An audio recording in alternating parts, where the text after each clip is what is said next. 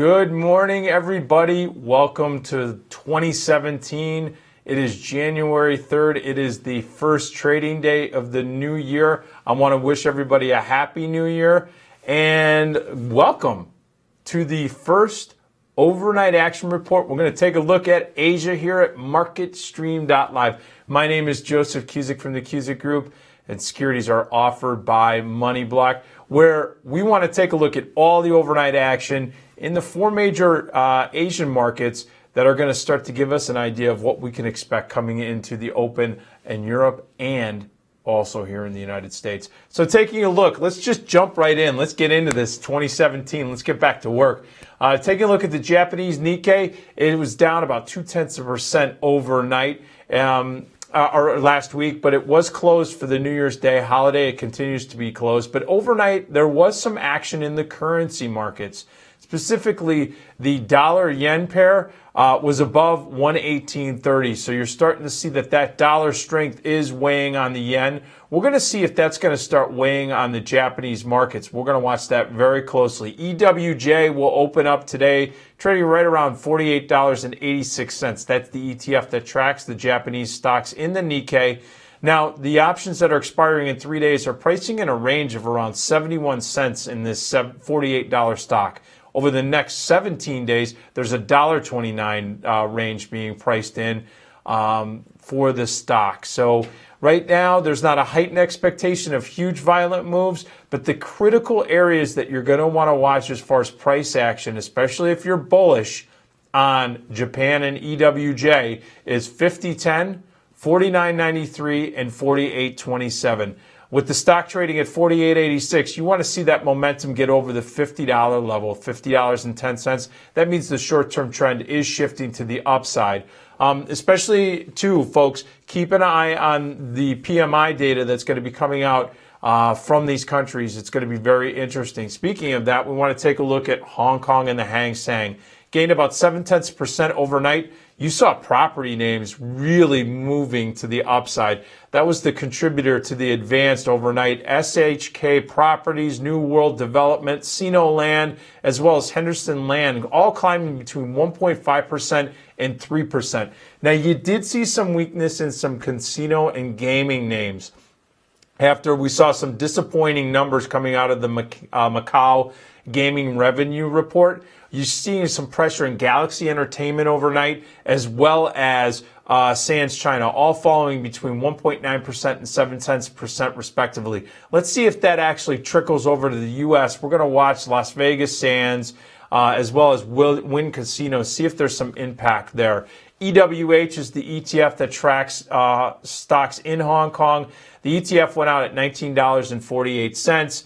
The 17-day movement right now, or range, is right around 65 cents. We're going to keep an eye on that. Now, the expectation of violent moves is starting to increase a little bit here in EWH. Watch critical levels. With the stock trading at 1948, we're going to watch 2007, we're going to watch 2078 and 2050 respectively. That's the 20, the 50, and the 200-day moving average. We need to see a boost above those levels if we're going to see trend, as well as potential larger institutional support and activity come in. Now, taking a look at the Chinese Shanghai Composite, rallied about 1%. Now, China did release some manufacturing PMI data, came out at 51.9. Now, that was well above what was estimated, right around 50.07. The last reading was at 50.09. That means that they have the purchasers managers are really expecting some growth.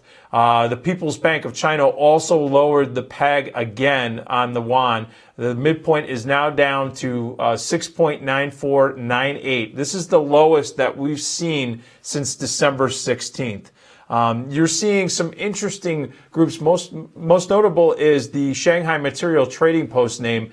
That had a gain of about 7.3%. Now, FXI, the ETF that tracks the large caps in the Shanghai Composite, is trading right around $34.36. Now, over the next 3 days, there's been priced in the potential range of around 83 cents, either up or down in this $34 stock.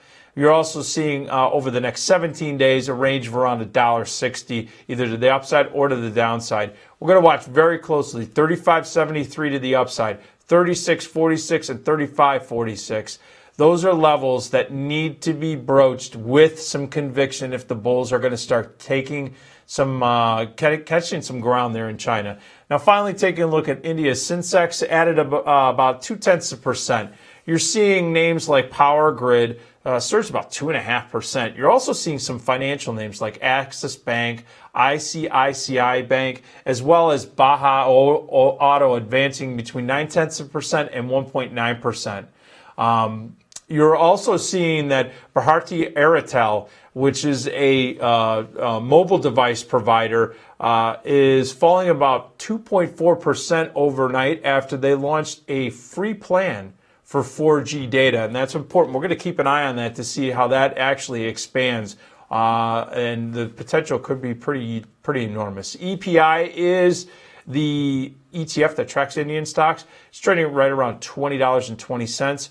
Over the next 3 days, they're pricing in a range for this $20.20 ETF of around 49 cents, either up or down. And for the next 17 days, it's an 81-cent move. Watch 2019, 2047, and 2054. A broach of 2019 would mean that there could be the potential for a new short-term bullish trend, taking some, catching some ground, and maybe have a little bit of a catalyst to the upside. 2047 means that we could see some larger institutional support coming in there. So we're going to watch this very closely. All right, folks, that is the overnight action report in Asia. We're going to be back on at 8:45 Eastern time, where I'm going to be covering everything that's been going on now that the opening bell has rung in Europe. See you at 8:45.